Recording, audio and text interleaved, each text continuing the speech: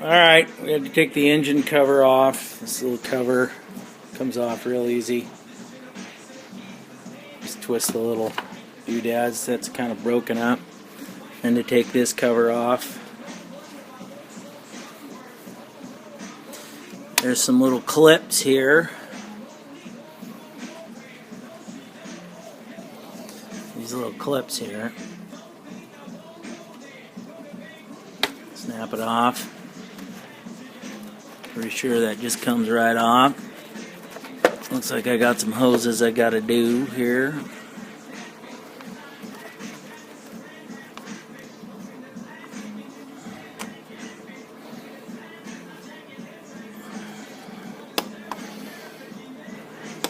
Okay, so I got that cover off. It was stuck on there with it. It was actually that little clip thing.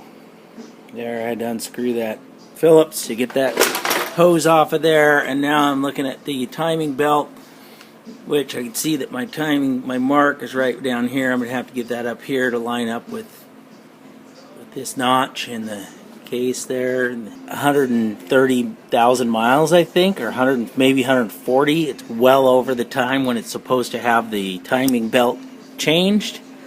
So, really glad I'm getting it done now.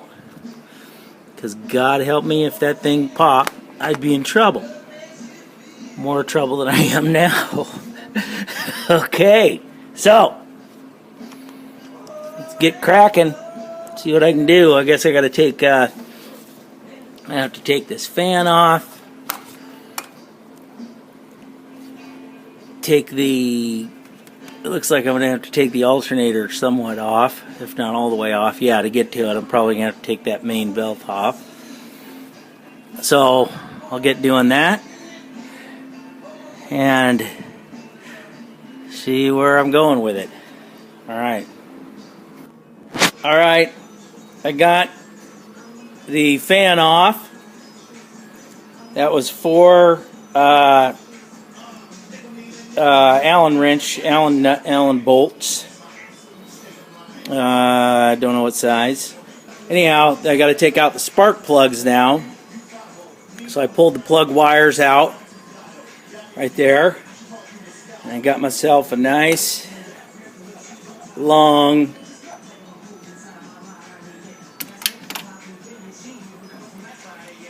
spark plug wrench because they're way down there.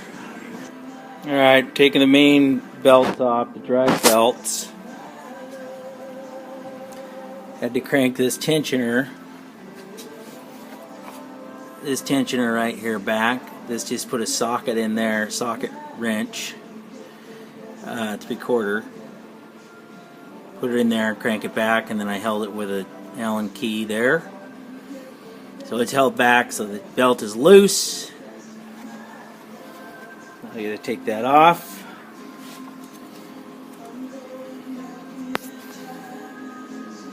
There's no light down there, but it goes around here. So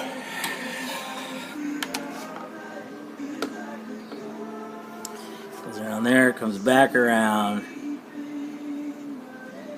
and then goes to right there. That's that inside track there. So take that belt off. I'm going to take that smaller belt off, which is to I believe that's the air conditioner compressor. So I'm going to get to that, get them off. Got the belts off. And it was not that big of a deal. Got a tensioner right down here. Two bolts, loosen that up with hex nuts, hex bolts. Put the car in neutral, spinning the old wheel here to see if I can get those kind of lined up. It's kind of getting a little stuck. First I tried to do it while it was in gear, didn't work out. Car started moving. So it looks like I'm just going to have to take this off. And there's another cover right there with the bolt on it. And then I got my tensioner Right there. Right there. There's my tensioner. There should be a piston. Yep, there's a piston down there. So this is all going to be replaced. Okay, I got it pretty much opened up here. I got this timing mark up here for the camshaft lined up. I also painted it on the belt so I know I can match up with the new belt and mark the new belt. Marked it in 2 spots there. Marked it another spot down there. You can see that black line on there. See, there's a black line on there, and I also marked it on the belt so I know where it's going to line up on the belt. And I did it over here too on this one. Marked it on that, so I know this side of the belt is going to be exactly right, lined up with these cogs here. So I think I'm good to go there. Now, okay, got the water pump out. Spilled water all over the floor.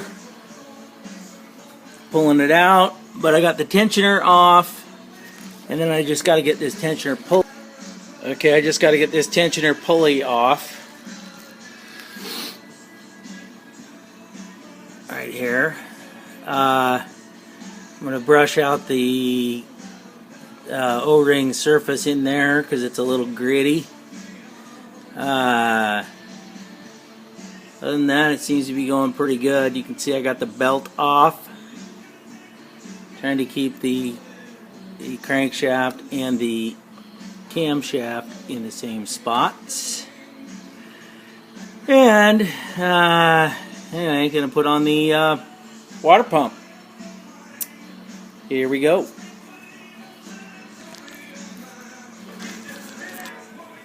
Alright, got the belt on.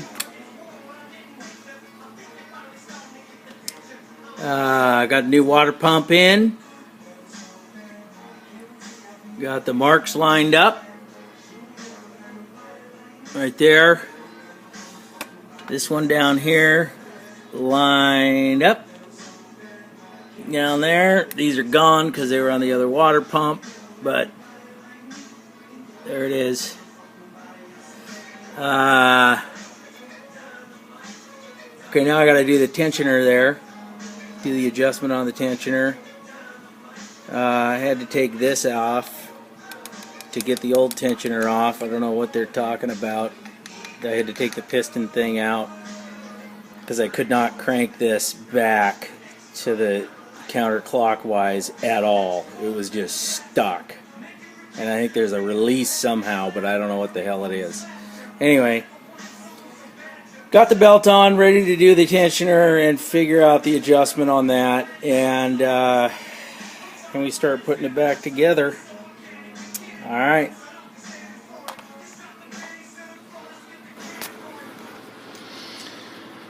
Alright. I got pretty much everything on the engine solidified and put back together. I gotta clearly put the fan back on right there, but went together pretty smoothly. Couple of things I wanted to note, tell you, was here's the timing belt cover, but when I was putting the actual belt on, it was pretty tight. I mean, really tight, to the point where once I got it set into place, I was really nervous that I didn't want to let it go. So I ended up having to bending over the dang thing here, holding that, and I ended up taking off with one hand, getting the roller the tensioner roller. This is, I think I got an extra here. They sent me an extra with the kit. I ended up having to take that off with one hand to give myself enough room to put the belt on, and that helped. And then, actually, I ended up taking off. Yeah, in addition to taking this off, I still didn't have enough room to put it around the tensioner, because the tensioner was the last part I put the loop of the belt on. And in order to get the actual belt on, once again holding it with one hand, I ended up taking off the new tensioner that's on there like this, pushing up on the new piston. This is pushing up on the tensioner to make the belt tight, and I ended up taking that off. So the actual tensioner wheel went down more so I could slip the belt on.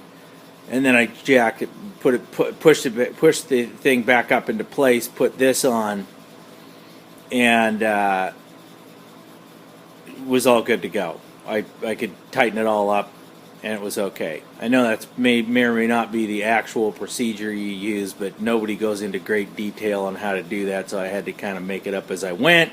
Unfortunately, I had one hand. So, while the other hand was holding that dang belt in place, because I was so scared that the belt was going to slip off and the crank was going to spin on me for some reason.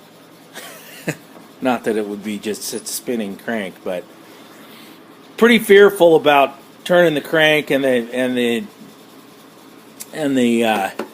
camshaft while I was in the whole process, but seemed to work out pretty good. My marks lined up really well.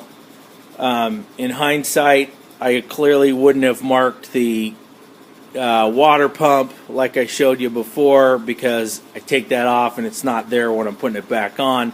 The two marks up here on the camshaft sprocket there was, or the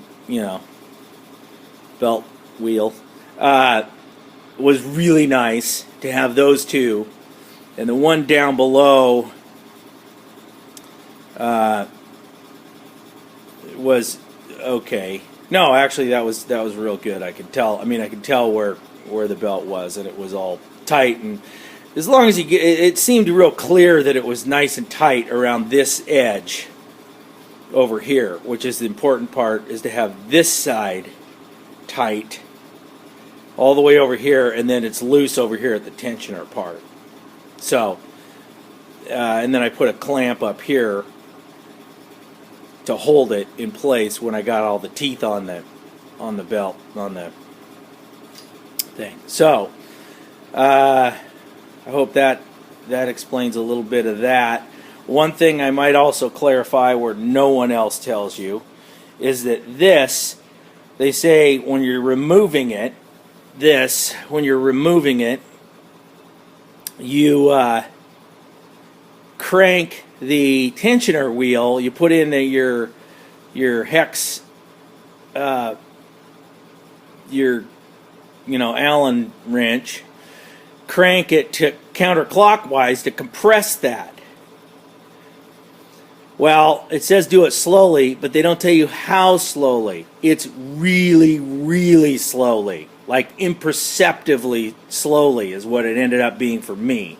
I don't know if it was stuck. I thought it was pretty much seized up and stuck. It was so tight and it wouldn't move. But I pressed and pressed and pressed, and after about probably 3 or 4 minutes of hard pressing, I was able to slip my tool in and lock it. And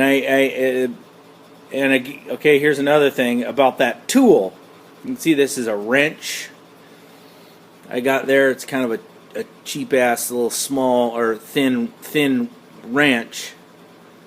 that I found, and I cut this notch out so that I would be able to slip it in there and hold that when it got it down, because it's got like a numbered tool or something in the manual, in the Haynes manual, but I didn't bother. This is the one that came off of the new one. So this is the actual tool.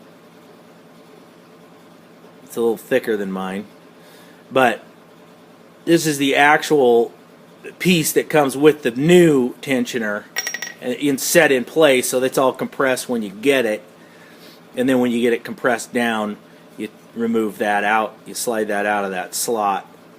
There's a slot in there, and slide that out, and it comes up and tensions up your tensioner.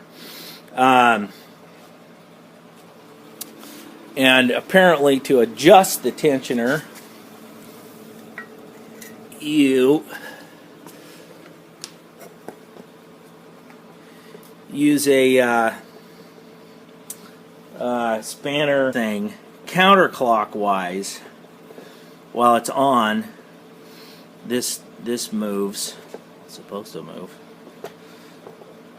Yeah, see there, that twists like that. Counterclockwise as much as you can to tighten it up, and then once you got that tight, you crank down on the nut that's right there, and that is supposedly, and this is pushed down on the piston, where the piston is right there. I suppose I could put that in its place to show you how that goes. That pretty much goes like that in the car. So this is where I put my hex in and try to crank it down, but it takes a long time to push that down and crank it down. I had an extender on my ratchet, so I had like a breaker bar almost type of thing, pushing it down with a lot of force to get this piston to compress really slow. So I tried to explain earlier the clip down there on the lower radiator. That's the clip that goes around the hose. You're probably familiar with that. It slides in a couple of slots and holds the hose into place. That's it. I put a screwdriver there, popped it off, even though it's got a couple of bent ends there that I thought were going to hook. If I tried pulling it straight out, I thought they were going to hook in place and not be able to let me pull it out, but it actually worked. Just yanked it right off, no problem. So, that's just a couple of things there that I ran into that I should have explained better. When I got down to this belt here, it was a really tough go putting that on, but I ended up just putting it on mostly on and then cranking the actual crankshaft with a socket on there, cranked it and pulled it on there. No big deal.